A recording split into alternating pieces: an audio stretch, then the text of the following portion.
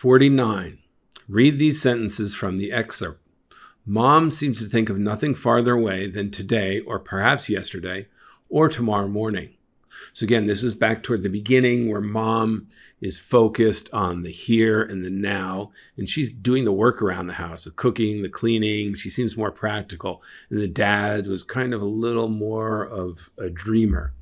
And then mom was fixing oatmeal for tomorrow morning. So this is later in the passage. And of course, what is mom doing? She's again demonstrating that she's working hard, she's practical, she's doing what she needs to do for the next day, even though her daughter's going away. The sentences help develop a central idea of the excerpt by suggesting that practical people focus on current needs rather than worrying about the future. Yeah, that might be.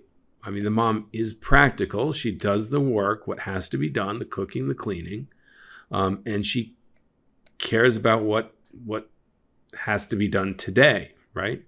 She's fixing the oatmeal. So these are current needs rather than worrying about the future. So we don't get a lot of insight of the mom being sort of concerned and worried. I mean, she might be, but it just is not in the text. So this could well be the answer. Let's see the other options. B, showing that parents tend to consider the needs of their children before thinking of themselves. Well, no. What does that have to do with oatmeal? No, I don't think that's the right idea, right?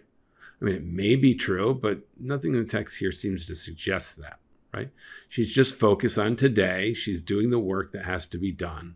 That's not really the same as putting the needs of her daughter ahead of her, right?